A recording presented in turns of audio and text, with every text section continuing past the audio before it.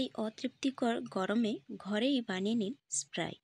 দোকানে আর কিনতে যেতে হবে না, বাড়িতেই একদমে ঘরোয়া উপায়ে বানিয়ে নিন এই দারুণ স্প্রাইট। নমস্কার বন্ধুরা, কেমন আছেন সবাই? আমি ভালো আছি, আশা করি আপনারাও ভালো আছেন। আজকে আবারও একটা নতুন ভিডিও নিয়ে চলে এসেছি পাঁচফোড়নে।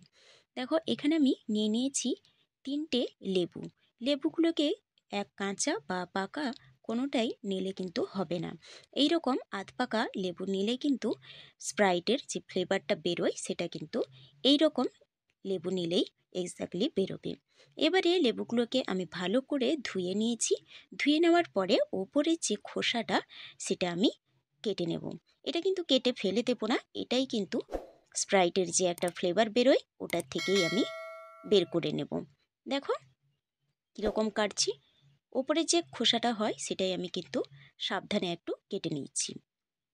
স্প্রাইট আমরা সবসময় দোকান থেকে কিনে খাই। যদি এইরকম আমরা ঘরে বানিয়ে নিই বা ফ্রিজে বানিয়ে যদি এরকম রেখে দিই বোতলে ঢুকিয়ে, তাহলে কিন্তু যখন ইচ্ছে আমরা খেতে পারবো, ঘরেই বানিয়ে নিতে পারবো, আর দোকানে কিনে খেতে হবে না। দেখো, একটা লেবু আমার ছাড়ানো হয়ে গেছে। একই রকম আমি আর দুটো লেবুও ছাড়িয়ে নেব। আপনারা যদি বেশি করতে চান সেক্ষেত্রে কিন্তু লেবুর পরিমাণটা বাড়িয়ে দেবেন। আমি এখানে 4 গ্লাস স্প্রাইট বানাবো, তাই আমি 3টে লেবু নিয়েছি। আর লেবুগুলো ছোট, তাই আমি এই রকম পাতিলেবু ছোট ছোট দেখে নিয়েছি। আপনারা চাইলে কিন্তু বড় পাতিলেবু হলেও হবে। এবারে খোসাগুলোর মধ্যে আমি নর্মাল যে নুনটা হয় সেটাই আমি অল্প একটু দিয়ে দিলাম, আর দিয়ে দিলাম 3 চামচ চিনি। এখানে কিন্তু 4 গ্লাসের জন্য বানাচ্ছি, বারবার বলছি, সেই জন্য কিন্তু 3 চামচ আমি চিনি দিয়ে ভালো করে একটু খোসাটাকে মেখে নিচ্ছি। এই খোসাটা ভালো করে মাখলেই কিন্তু আসল ফ্লেভারটা বেরোবে। দেখো, মাখানো হয়ে গেছে। এবারে এটাকে আমি 1 ঘন্টা রেস্টে আমি রেখে দেব। এটা 1 ঘন্টা রেস্টে থাক। ততক্ষণে আমি দেখো একটা পাত্রের মধ্যে গরম জল করে নিচ্ছি। জলটাকে কিন্তু আমি একটু ফুটে গেলেই বন্ধ করে নিয়ে চলে এসেছি। এবারে দিয়ে দিলাম অল্প একটু লবণ, আর দিয়ে দিচ্ছি 3 চামচের মতো চিনি। এখানেও কিন্তু আমি 3 চামচের মতো চিনি দিয়েছি। এবারে চিনিটা গোলা পর্যন্ত কিন্তু আমাকে অপেক্ষা করতে হবে। চিনিটাকে পুরোপুরি কিন্তু গলিয়ে নিতে হবে এই গরম জলের মধ্যে। চিনিটা পুরোপুরি গলে গেছে। এবারে জলটাও কিন্তু ঠান্ডা হয়ে গেছে। ঠান্ডা না হওয়া পর্যন্ত কিন্তু এখানে লেবুগুলো দিতে যাবেন না, তাহলে কিন্তু তেতো হয়ে যাবে। জলটা পুরোপুরি ঠান্ডা হয়ে গেলে আমি লেবুগুলো যে ছাড়িয়ে রেখেছিলাম সেই লেবুর রসটা আমি চেপে বের করে নেব। একটা ছাঁকনি নিয়েছি যাতে কোনো রকম কোনো খোসা না চলে যায়। সবগুলো লেবুই বানিয়ে চিপে নেব। যেহেতু 4 গ্লাস হবে তাই সবটা লেবুই আমার এখানে, সব লেবুর রসই চলে যাবে। এটা কিন্তু বানিয়ে বোতলে ঢুকিয়ে কিন্তু রেখে দিতে পারেন, যে কেউ বাড়িতে এলেও এটা কিন্তু ইজিলি সার্ভ করতে পারবেন। নিজেরা শুধু না, বাড়ির কেউ এলেও যদি অতিথি এলে দেন, তারাও কিন্তু খুশি হবে এই হোমমেড স্প্রাইট খেয়ে। দেখো, ভালো করে কিন্তু আমি চেপে চেপে রসটা বের করে নিয়েছি। এবারে বীজগুলো আর যে দানাটা ছিল সেটাও কিন্তু আমি বের করে দিয়েছি। এক একটা দানা পড়ে গেছে, সেটা আমি তুলে নেব। তুলে নিয়েছি। এবারে এটাকে একটু মিশিয়ে নিয়ে আমি দেখো দুটো গ্লাস নিয়ে নিয়েছি।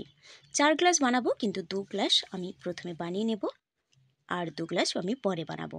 এবারে দিয়ে দিলাম খাওয়া সোডা। খাওয়া সোডা কিন্তু স্প্রাইট যে আমরা যখন খাই তখন কিন্তু যে ঢাললে যে ফেনা ফেনাটা ওঠে, তার কিন্তু সেটা কিন্তু এই সোডার কারণে।